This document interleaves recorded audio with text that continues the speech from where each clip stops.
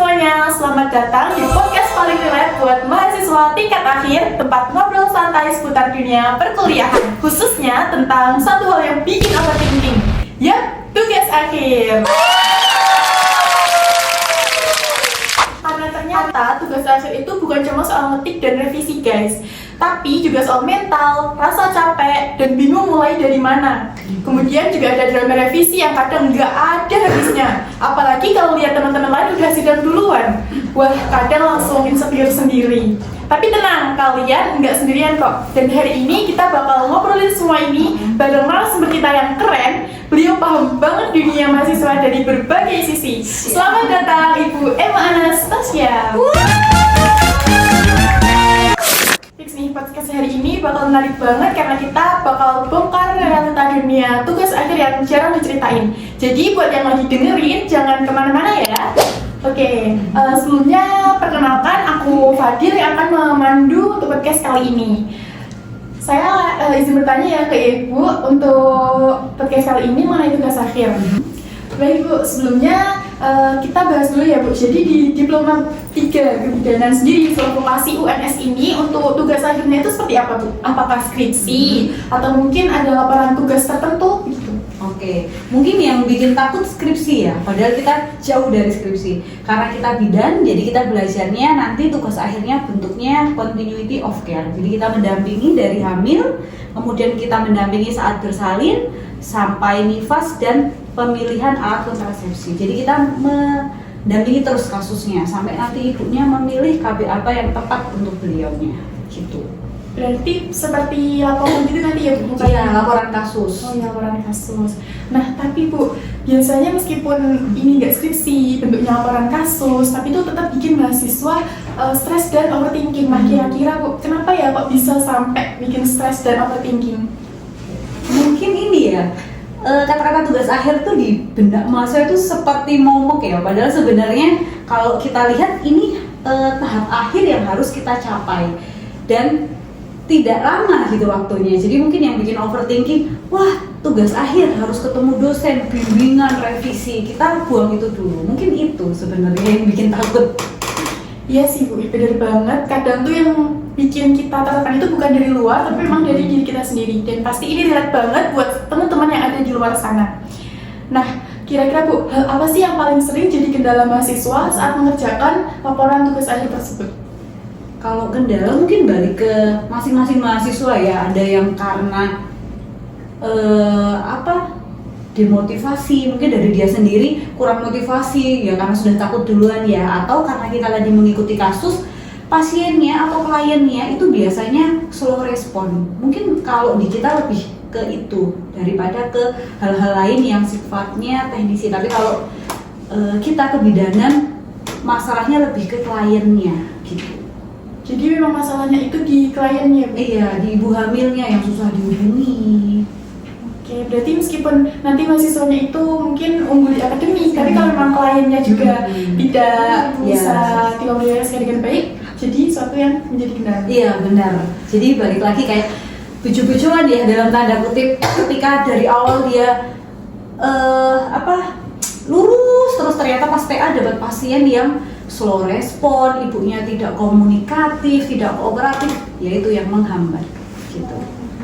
Baik Ibu, kemudian Bu, gimana caranya supaya tetap semangat walaupun revisi tetap terjadi terus menerus? Belum lagi kalau mungkin memang ada aja yang harus direvisi, setiap konsul revisi, pasti kan ada yang semangatnya turun. Nah, itu biar semangat terus gimana ya Bu?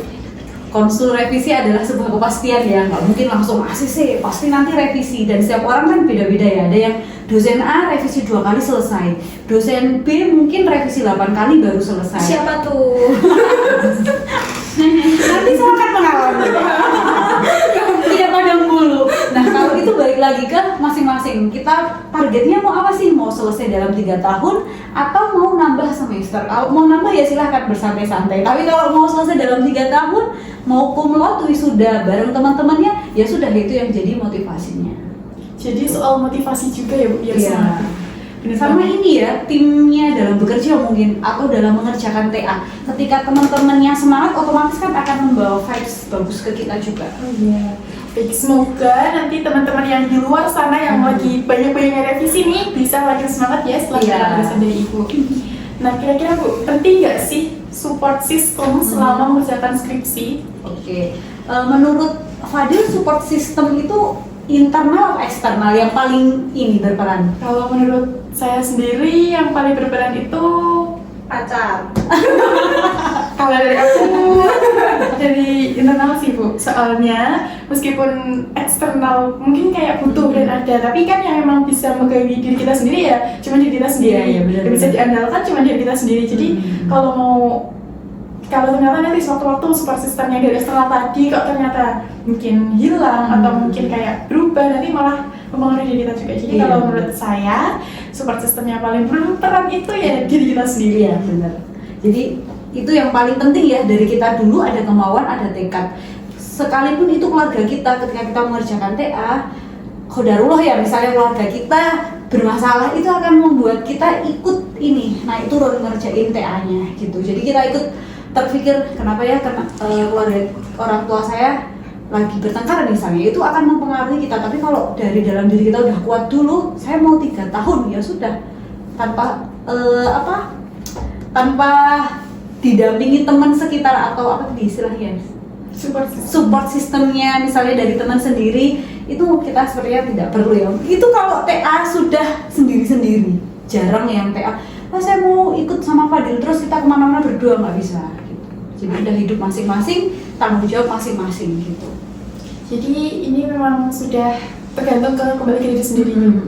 Baik, kan mahasiswa sekarang ini ya Bu, kalau dilihat banyak banget yang suka bandingin progres tugas akhirnya, atau mungkin buat mahasiswa-mahasiswa yang ngerjain skripsi bandingin di media sosial, kadang menimbulkan rasa insecure. Nah, kira-kira menurut Ibu hal seperti ini tuh bagaimana? Baiknya kalau lagi fokus nggak usah buka ini ya, sosmed.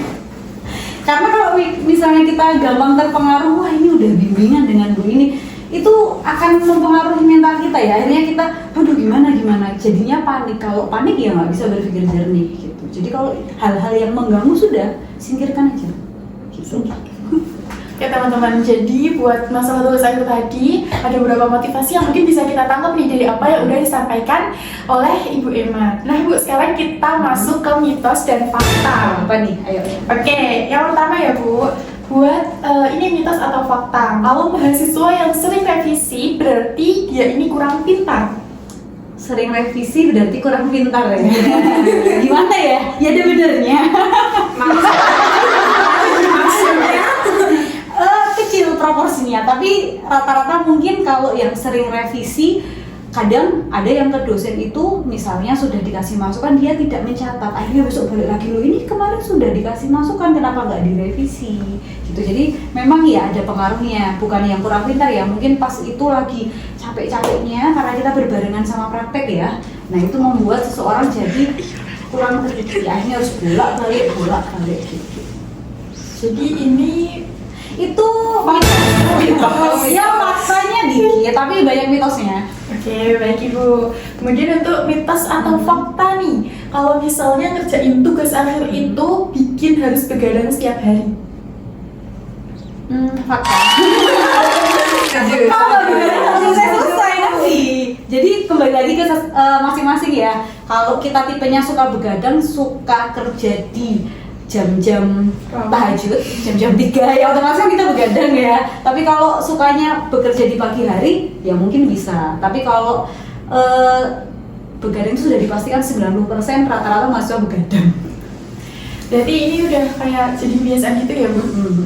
Padahal kan tubuh yang sehat itu juga mempengaruhi pikiran yang lebih jernih. Ya benar juga. Oke, kita lanjut ya Bu, buat mitos atau fakta nih. Kalau dosen pembimbingnya ini galak, pasti skripsinya jadi lebih bagus. Galak jadi lebih bagus karena dia takut mungkin ya. Mungkin. Mitos deh. Mitos. Karena balik lagi, kalau galaknya dalam artian karena tadi ya misalnya dalam tanda petik kurang pintar, akhirnya kan ketakutan sendiri yang dikerjakan asal-asalan. Jadi kalau misalnya dosennya keibuan, ada yang tipe-tipe suka disayang. Kalau kita memberi bimbingannya halus ya dia akan nangkepnya cepat. Jadi galak tuh lebih karena takut ke dosennya, bukan karena takut TA-nya cepat selesai gitu. Oke, berarti buat Tapi nggak ada yang mesti nanti. Aduh, siapa nih? Oh, nggak ada. Iya, Galak itu persepsi mahasiswa ya. Setiap dosen kan pasti Punya ada gayanya sisi. masing-masing. Iya, betul. jadi yang penting itu bukan galak atau enggaknya, tapi kualitas komunikasinya Komunikasinya juga. ya benar. Semangat ya buat yang lagi ngerasa tantangan nih sama dosen pembimbingnya. Nah, mitos atau fakta yang terakhir nih Bu, mahasiswa akhir pasti jarang punya waktu buat diri sendiri. Jarang punya waktu buat diri sendiri. Masa? Coba lihat di coffee shop tuh banyak mahasiswa punya waktu buat dirinya. Tapi ya ini ya, tetap adalah porsi untuk dirinya sendiri. Karena kalau kita nggak punya porsi untuk diri kita sendiri, nanti jenuh banget. Cuma ngerjain terus. Jadi tetap harus ada porsi untuk kita sendiri, baru ke TA-nya gitu. Oke, berarti untuk yang terakhirnya tadi, oke guys, jadi jangan pernah ngerasa bersalah kalau misalnya lagi pusing-pusingnya tugas akhir nih, buat self care atau mungkin butuh istirahat ke coffee shop atau mungkin ke tempat-tempat main yang kalian sukai. Wah Bu, ternyata Oh sudah ini? Iya, harus fakta. sudah. Masih banyak, nanti kalian akan menemukan yang lain. Oh iya Bu, baik. Ternyata nggak kerasa bulan hari ini itu sudah cukup Ibu. Jadi pasti banyak banget nih buat mahasiswa tingkat akhir yang di luar sana relate dengan apa yang udah Ibu Emma sampaikan. Terima kasih banyak buat Ibu Emma karena sudah sharing bareng kita hari ini. Kemudian ilmunya itu sangat bermanfaat Bu. Apalagi buat mahasiswa tingkat akhir pasti menambah semangat. Oke. Dan juga sebelum kita tutup, mungkin Ibu ada pesan singkat nih buat para mahasiswa yang lagi berjuang demi mendapatkan gelar dan menyelesaikan tugas akhirnya di luar sana. Apa ini? Harus serius ini. Kata-kata hari ini tuh. Oke, kata-kata hari ini ya, TA yang bagus, TA yang selesai, bukan TA yang sempurna. Karena setiap rangkaian kata punya ruang untuk revisi dan perbaikan. Semangat! Masya Allah, keren banget Bu buat pesan singkatnya. Kayak singkat tapi dalam ngena. Yang penting selesai. Kadang teman-teman itu mikirnya saya mau yang sempurna. Mau sampai kapan sih kalau sempurna? Iya Bu, bener gak ada kesempurnaan di dunia. Iya, betul. Baik, terima kasih banyak buat Ibu Emma karena sudah menjadi narasumber kita pada siang hari ini. Dan juga buat kalian yang dengerin di luar sana, ingat ya, lambat bukan berarti gagal. Dan juga yang penting tetap jalan dan jangan menyerah. Sampai ketemu lagi di episode selanjutnya. Sampai jumpa.